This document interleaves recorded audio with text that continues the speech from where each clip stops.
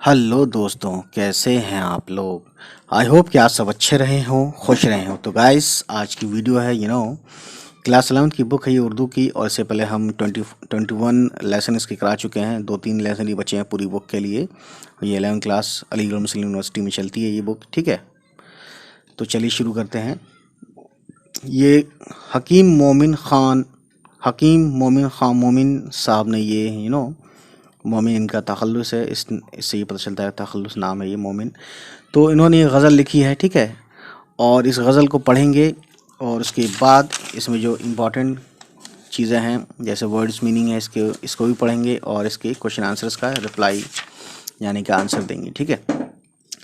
तो complete solution होगा इस वीडियो में इस चैप्टर का। चलिए फिर शुरू करते हैं। हकीम मोमिन ख़ान मोमिन गज़ल है, पहले गज़ल पढ़ लें। असर उसको ज़रा नहीं होता, रंज राहत फ़ज़ा नहीं होता। बेवफ़ा कहने की शिकायत है, तू भी वादा वफ़ा नहीं होता। तुम हमारे किसी तरह न हुए, वरना दुनिया में क्या नहीं होता। तुम मेरे पास होते हो गोया, तुम मेरे पास होते हो गोया, जब कोई दूसरा नहीं होता। चार आए दिल सिवाय सब्र नहीं, सो तुम्हारे सिवा नहीं होता। क्यों सुने अर्ज़े मुस्तराए मोमिन, क्यों सुने अर्ज़े मुस्तराए मोमिन, सनम आखिर खुदा नहीं होता।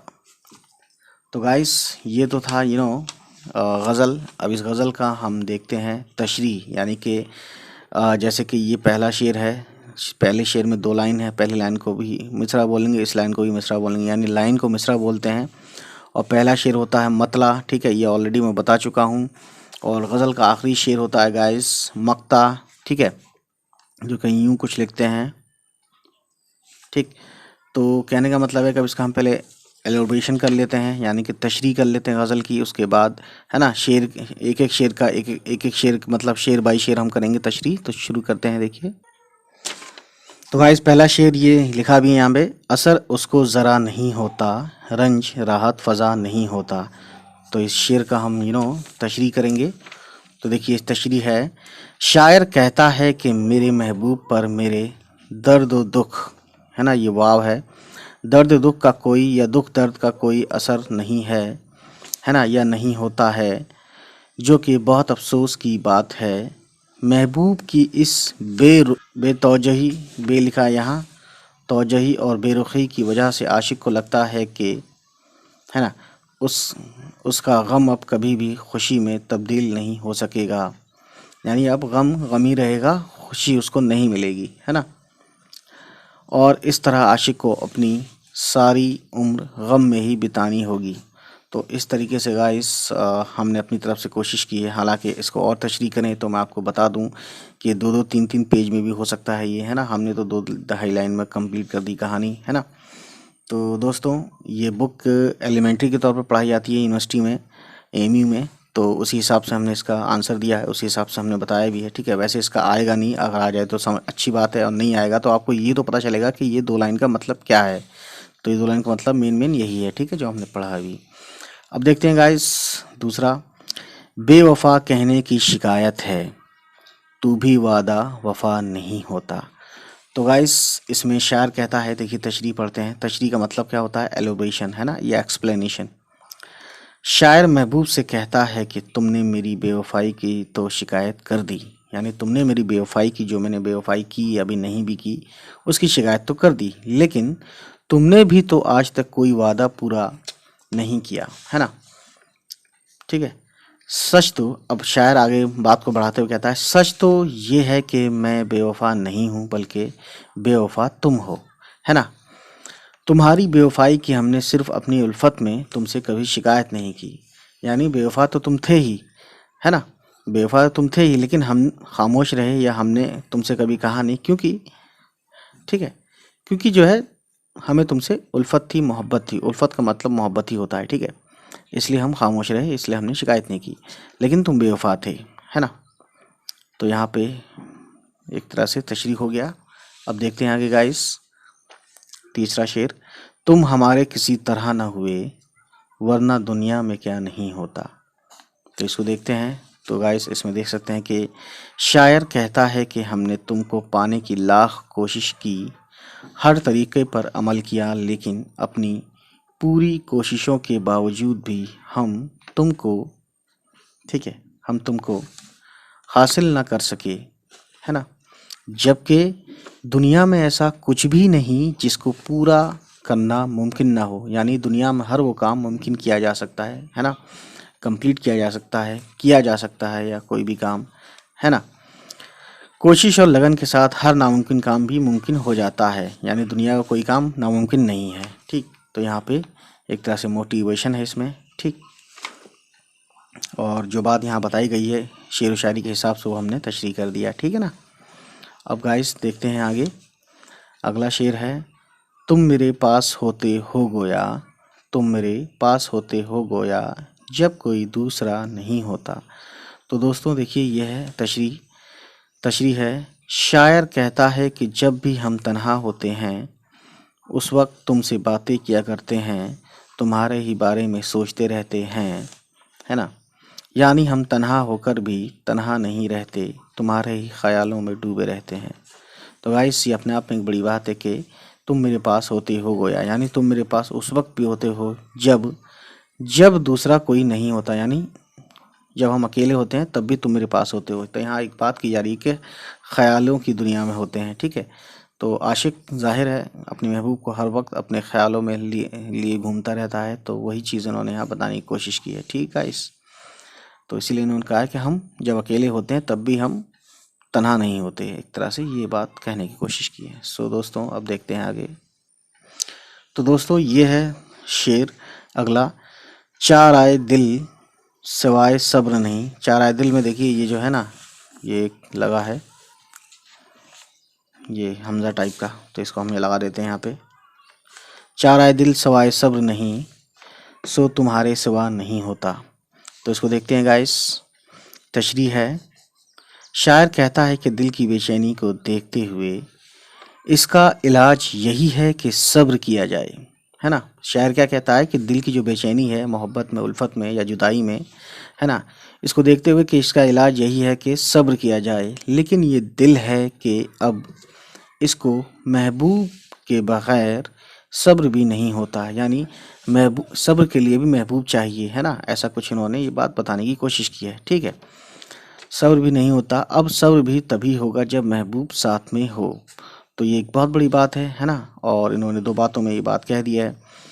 تو دیکھیے آگے دیکھتے ہیں گائس، کافی اچھی غزل ہے یہ، جب آپ مطلب سمجھتے ہیں تو بہت سی چیزیں تب آپ کو اصلی مزہ آتا ہے جب آپ تشریح دیکھتے ہیں۔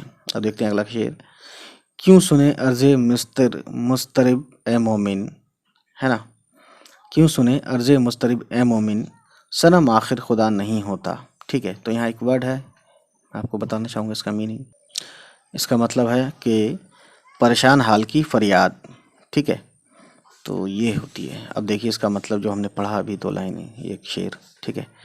تشریح ہے گائس، شاعر نے یہاں خود کو سمجھاتے ہوئے کہا ہے کہ اے مومن، محبوب تیری بات کیوں سنے گا، ہے نا، اے مومن یعنی اپنے آپ سے اپنے خود کو سمجھاتے ہوئے یہ لگا دیتے ہیں، اے مومن، محبوب تیری بات کیوں سنے گا، وہ تو بت کی طرح ہے۔ بت یعنی کہ جیسے مورت ہوتی ہے پتھر کی یا پلاسٹک کی یا کسی چیز کی بھی، تو اس میں دیکھتے ہیں کہ وہ کچھ بھی آپ کہیں گے تو اس میں سے آواز نہیں آتی ہے نا، تو بت کی طرح ہے، جیسے بت کے نہ کان ہوتے ہیں نہ زبان، اسی طرح سے محبوب بھی ہے۔ تو تم سے کسی رد عمل کی خواہش، تو تم اس سے یعنی کسی بت سے کسی رد عمل کی خواہش مت کرو، وہ کچھ کہنے والا نہیں اور وہ تو صنم ہے۔ تو یہاں میں آپ کو بتاؤں کہ محبوب کو بت کی طرف اشارہ کیا ہے، کیونکہ جس طرح سے بت کے کان اور منہ زبان نہیں ہوتی تو جواب نہیں دیتا، اسی طرح سے صنم بھی یہاں پر ایسا ہی ہے، محبوب بھی ایسا ہی ہے، محبوب کی مثال بھی بت کی طرح دی ہے نا، اور صنم کے 2 میننگ ہوتے ہیں، یا تو محبوب یا پھر بت، ٹھیک ہے۔ تو دیکھیے، تو یہاں پہ رد عمل ہے، ریئیکشن، یعنی کہ تو تم اس سے کسی رد عمل کی خواہش مت کرو، رد عمل کی خواہش یعنی کوئی ریئیکشن نہیں ملنے والا اس سے، ہے نا، اور ہم نے کہا ہے ہاں، وہ تو صنم ہے اور صنم خدا نہیں ہوتا، تو صنم ظاہر خدا نہیں ہوتا۔ اب دیکھتے ہیں آگے گائز سوال ہے نا، تو سوال جواب کا معاملہ آیا ہے، تو دیکھتے ہیں پہلے اس میں کہ اس میں بک میں کیا دیا ہوا ہے۔ تو دیکھ سکتے ہیں گائز یہاں پہ جو بک ہے، پہلے اس میں ہم دیکھ لیتے ہیں، معنی یاد کیجیے۔ رنج مطلب ہوتا ہے غم یا دکھ، راحت فضا یعنی آرام یا چین میں اضافہ کرنے والا، اضافہ بولتے ہیں ایڈیشن، ٹھیک ہے۔ وعدہ وفا ہونا یعنی وعدہ پورا کرنا۔ گویا، گویا کے کئی معنی ہیں، جیسے کہنے کو یا ایک طرح سے، کہتے ہیں نا گویا، گویا تم چلے جاؤ، ایک طرح سے تم ہی چلے جاؤ، یہ ہے نا۔ چارہ دل یعنی دل کا علاج، ٹھیک ہے۔ عرض مضطرب، بے ہٹا دیا یہاں سے پتہ نہیں کیوں، یعنی پریشان حال کی فریاد، ٹھیک ہے، ابھی بتایا میں نے آپ کو۔ مومن، یہ جو ہے نا یہ سمبل، یہ مومن کیا ہے، پوئٹری نیم ہے، جسے ہم بولتے ہیں تخلص، ٹھیک ہے۔ تو مومن کیا ہے، شاعر کا تخلص ہے، یعنی پوئٹری نیم ہے یہ، ہے نا، شارٹ فارم جو ہوتا ہے شارٹ نیم پوئٹری میں، اردو کی دنیا میں اسے تخلص بولتے ہیں۔ شاعر کا تخلص مومن ہے، یا پھر ایمان والا۔ مومن کا مطلب اگر ہم وہ لفظی طور پہ میننگ دیکھیں، لٹرل میننگ، تو ایمان والا ہے، ٹھیک ہے۔ صنم کے دو میننگ ہیں، بت یا محبوب، ہے نا۔ اب دیکھتے ہیں گائز کوشچن آنسرس ہیں، تو پہلے ہم کوشچن دیکھ لیتے ہیں۔ اس غزل کے تمام اشعار میں ایک صنعت پائی جاتی ہے، وہ کون سی صنعت ہے، ٹھیک ہے۔ تو دیکھیے گائز سوال نمبر 1 کا جواب نمبر 1، ٹھیک ہے۔ تو جواب، اس غزل کے تمام اشعار میں صنعت تضاد پائی جاتی ہے، تو یہ سوال نمبر 1 کا جواب ہو گیا۔ اب دیکھتے ہیں سوال نمبر 2، اس غزل کے سب سے اہم شعر کی نشاندہی کیجیے، ہے نا۔ سب سے اہم شعر یعنی سب سے امپورٹنٹ جو پوئٹری ہے، تو یہ آپ اپنے حساب سے جو آپ کی ٹیچر نے اگر آپ کو بتایا ہو تو وہ آپ بتا دیجیے گا، ادروائز ہے نا، ادروائز آپ اپنی طرف سے جو آپ کو اچھا لگتا ہو۔ تو مجھے جو لگا ہے وہ یہ ہے کہ تم میرے پاس ہوتے ہو گویا، تم میرے پاس ہوتے ہو گویا جب کوئی دوسرا نہیں ہوتا، دوسرا یہاں پہ دال واو ہو، ٹھیک ہے۔ تو دوستوں دیکھ سکتے ہیں یہاں پہ اگلا کوشچن نمبر 3، تیسرے شعر میں شاعر نے کس انہونی کا ذکر کیا ہے، تو یہ دیکھیے تیسرے شعر، تشریح میں بھی اس کا آنسر ہے ان سب کوشچنس کا۔ تیسرے شعر میں شاعر نے اس انہونی کا ذکر کیا ہے کہ جس میں شاعر کہتا ہے کہ ہم نے محبوب کو پانے کی لاکھ کوشش کی، ہے نا، ہر تدبیریں آزمائیں، تدبیر کا پلورل تدابیر، ہے نا، تدابیریں لکھ دیا میں نے، تدبیریں ہوتا ہے ویسے یا تدابیر ہوتا ہے، تو یہ ہٹا دو، ہر تدابیر آزمائیں لیکن اس کو پانے میں ہم ناکام رہے، ٹھیک ہے۔ یا تو تدابیر لکھیں گے یا پھر اپنی طرف سے لکھ دیں گے، اگر تدبیر لکھنا ہے تو ڈائریکٹ تدبیر لکھیں گے، تدبیریں، یہ الف ہٹا دیں گے پھر، ہے نا، اور یہ نہیں لکھنا ہے تو تدابیر لکھ دو، ٹھیک ہے۔ اب دیکھتے ہیں گائز کوشچن نمبر 4، پانچویں شعر میں شاعر نے کس مشکل یا پریشانی کا ذکر کیا ہے، تو دیکھ سکتے ہیں گائز یہاں بہت زیادہ اچھے سے، ہے نا، دیکھیے پانچویں شعر میں شاعر نے اس پریشانی کا ذکر کیا ہے کہ شاعر بتاتا ہے کہ میرے بے چین دل کا علاج یہی ہے کہ صبر سے کام لیا جائے، لیکن اس صبر کے لیے بھی محبوب کی موجودگی لازم ہے، لازم یعنی ضروری ہے، ٹھیک ہے، اور صبر بھی تبھی ہوگا جب محبوب ساتھ میں ہوگا۔ تو گائس یہ تھی کہانی، اور یہاں یہ چیپٹر یا یہ ویڈیو ختم ہوتی ہے۔ تو گائس آج اتنا ہی۔